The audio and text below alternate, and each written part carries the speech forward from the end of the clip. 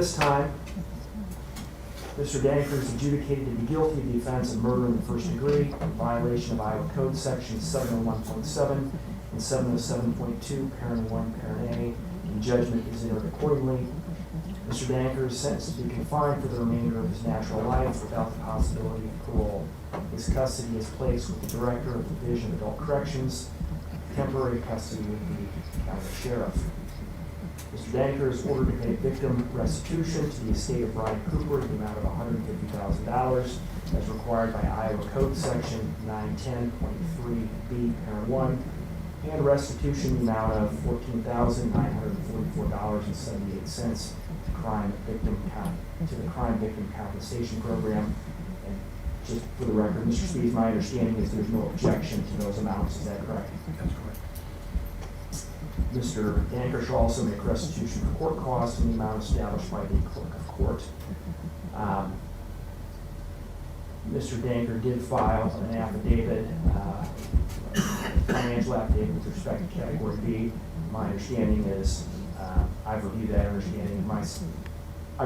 affidavit. My understanding is the state has no objection to me making a determination based on my review of that affidavit as to Mr. Danker's ability to pay Category B restitution. Is that correct, Mr. Kodiaga? Yes, Your Honor. Based on my review of that affidavit, I will waive payment of Category B restitution for Mr. Danker. As required by Chapter 81 of the Iowa Criminal Code, Mr. Danker shall provide a DNA sample to the Department of Correctional Services for purposes of DNA profiling. Pursuant to Iowa Code Section 811.1, I know appeal bond is permitted in this case. As far as the reasons for my sentence are concerned, the sentence imposed is mandatory and the court has no discretion to impose anything else. Mr. Danker, I do give you some credit for your guilty plea and taking some responsibility for your actions in connection with the senseless murder of Ryan Cooper. Whether you admitted your full involvement in exactly who shot Ryan Cooper, we may never know. I also hope that you have the opportunity to demonstrate your worth as indicated by Mr. Spees moving forward. But all that said, your guilty plea does not atone for Mr. Cooper's senseless murder, which has impacted so many people, as you've heard here today from the victim impact statements that have been given. You'll have plenty of time to think about that, ponder that with your sentence. Mr. Danker, I do need to let you know that you have a right to appeal this case to the Iowa Supreme Court. If you're unable to pay the costs associated with the appeal, you have the right to apply to the court for appointment of counsel and furnishing of any necessary transcripts. All is provided for in Iowa Criminal Code Chapter 814. If you do want to appeal, you have to perfect your appeal by filing a written notice of appeal with the Tama County Clerk of Court within 30 days of the day. Perfection of your appeal in that matter is a jurisdictional requirement. Failure to comply with the provisions in Iowa Criminal Code Chapter 814 will preclude you from your right to pursue an appeal. If you do want to appeal, you have to have a copy of the notice of appeal served on or delivered to the Iowa Attorney General's office. Is there any further record that needs to be made today that you're aware of, Mr. Kodiaga? No, Your Honor. Thank you. Mr. Spees? Nothing further. One other item I do want to address. There was a pending motion related to some seized property. My understanding is that the state will be resisting that. I'm going to ask order that the state file a written resistance, if any, by the end of next week, and then we'll address that as necessary following the filing of that resistance. All right. With that, since I added that, anything further, Mr. Kodiaga? No, Your Honor. Mr. Spees? Nothing else. All right, then we are adjourned. All rise.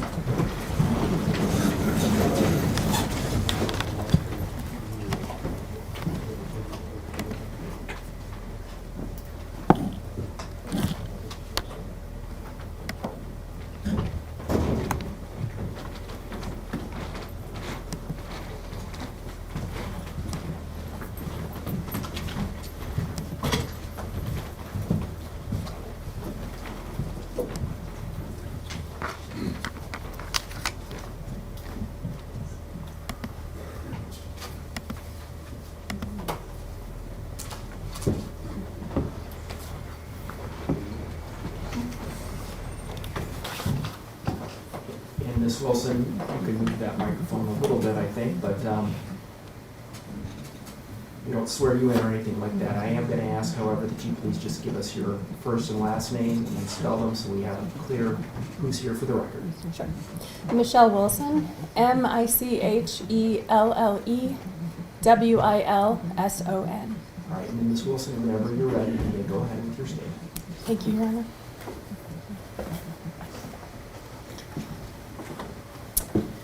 Here we are, back in the same courtroom to sentence another psychopath for the first-degree murder of my brother, Ryan Cooper. Preparing and presenting a second victim impact statement for the murder of a loved one is unjust. Not only did one of these psychopaths have a demented, vile, and evil mind, but they both contributed to the planning and execution of my brother's murder. At no point did either of the two accomplices consider their plan to be unconscionable, immoral, unprincipled, or evil. No, their plan to murder my brother was just an item on their checklist, just an agenda item on their way to building a dream life together. A sick, disgusting plan to achieve their dreams, but what about my brother's dreams?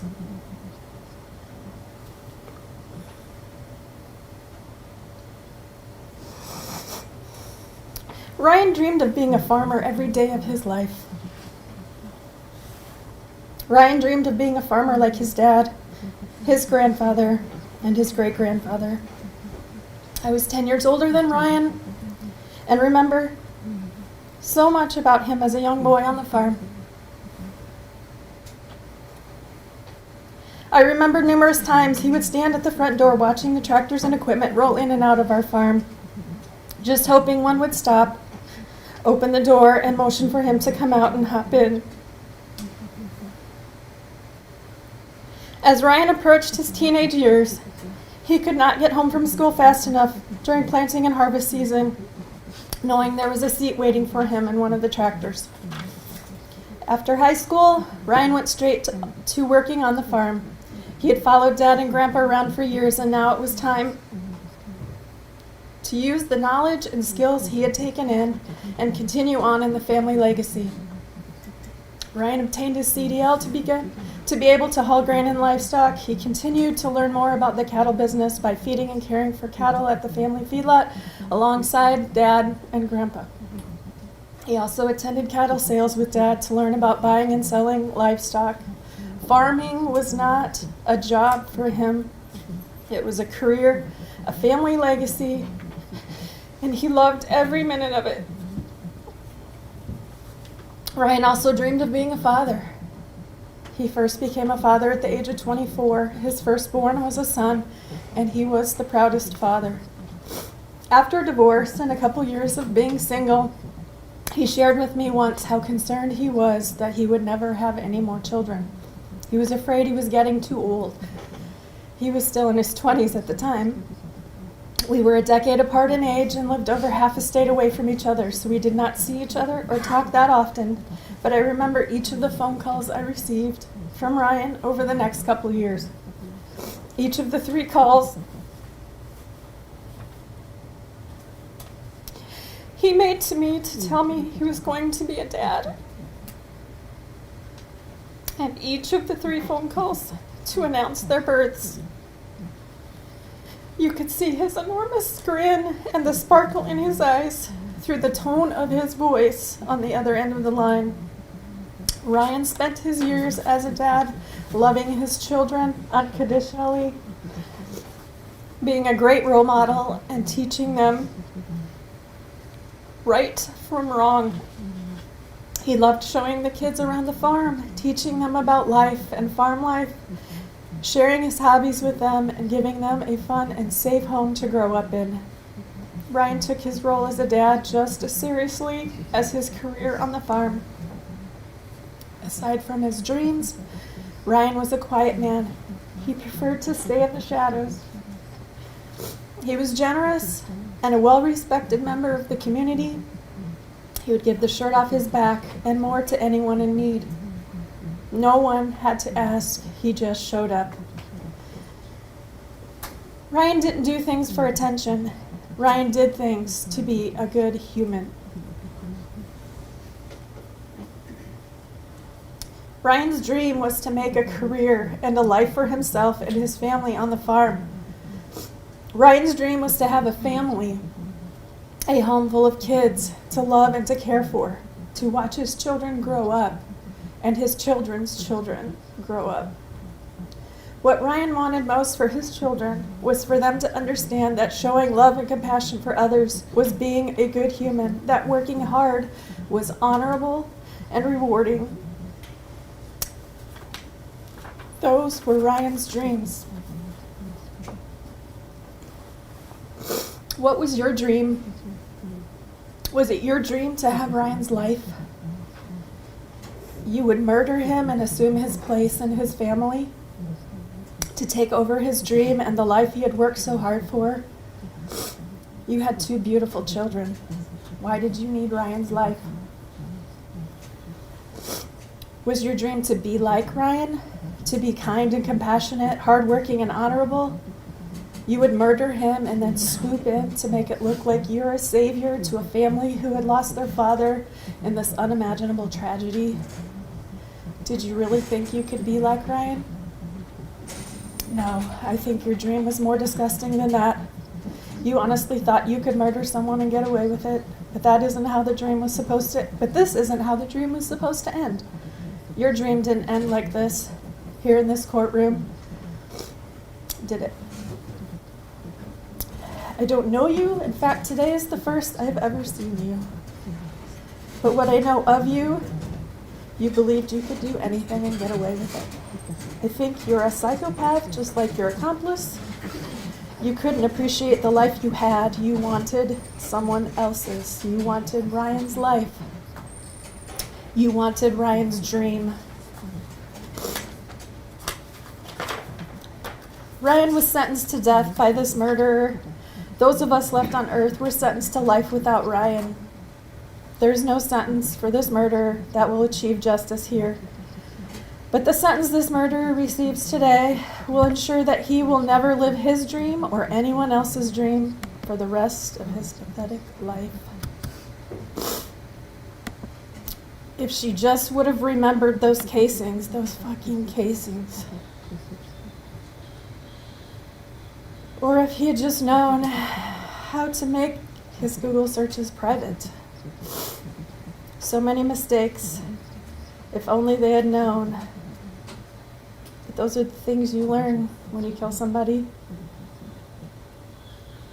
Something else you might not know, when you get to prison and start sharing your stories, I would think it's best not to refer to yourself as anyone's gay best friend. Now, go to hell.